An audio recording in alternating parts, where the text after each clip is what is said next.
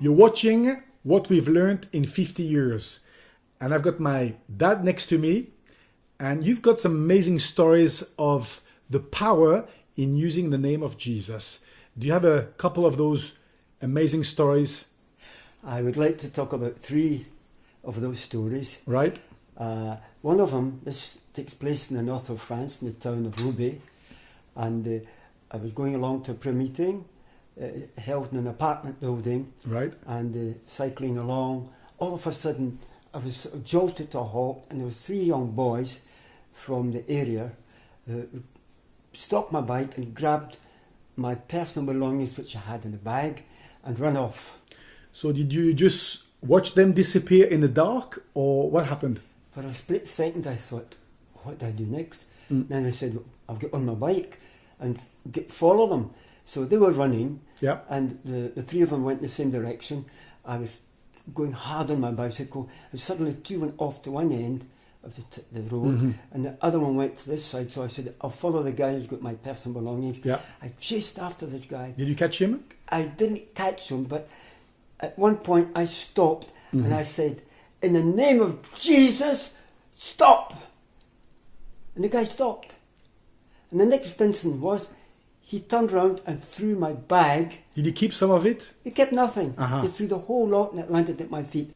So that story is in the early 90s in Roubaix. And then a few years later, something had happened in that same part of France.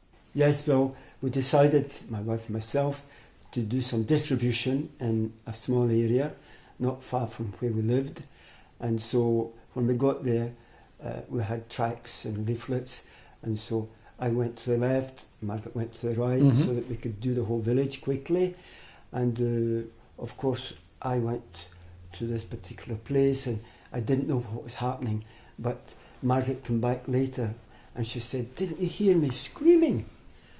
So what was she screaming about? Well, she explained that she got to a certain gate which was open, and she went to go in and put something in the letterbox, but there was this big dog sitting on the mat in front of the door. It came towards her and bit her. Wow. And so that's why she was screaming her head off, but I didn't hear that. So she explained all that to me. Did you go back to that house? Well, I made my way back as it was necessary to do so, to find out about the owner. Yeah. And so when I got back there was this dog still sitting on the mat, and he saw me. So he thought he'd have a go at me as well. Yeah. So came running at me. So I took authority in the name of Jesus, and I said, stop! Sit down! And it ran back up to the mat, turned round and sat down. And never came and bit you? Didn't come near me at all. Wow. So that's 2 amazing stories. And I think there's a third one. Like in a sermon, you have 3 points. Yes. Let's go back into the 80s. In the mountains, something happened there. Well, here is a story. Something almost finished in a very tragic accident. Yeah. Mark and Timothy and myself we left Margaret, the mum, down at the bottom of the mountain, and we started to climb up, and we got onto snowy patches.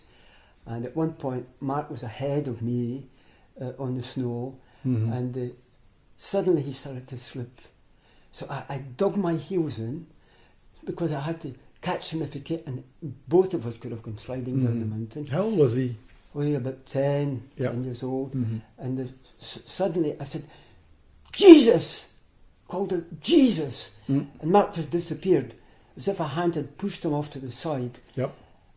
And I didn't know what happened. And so eventually he came back to me, and we walked down the mountain and down to the bottom. But on that same patch, a few years before, a boy whose father was a doctor had that same slide down the mountain, and he went on the rocks at the bottom. He killed himself? There was no one to catch him, so he died. Wow. Were you able to talk to Mark after the incident and say, you know, your life was spared because I called upon the name of Jesus? We certainly did talk about it, and it was something for him to remember, that he was spared. God is his hand on his life. So 3 guys running after you, stealing your bag, a dog going for you, your son Mark sliding down this slope in the mountains, What's the key that we can take with us today from those 3 amazing stories? The key is this, the name of Jesus. And when we use it audibly, Yeah. the enemy is defeated.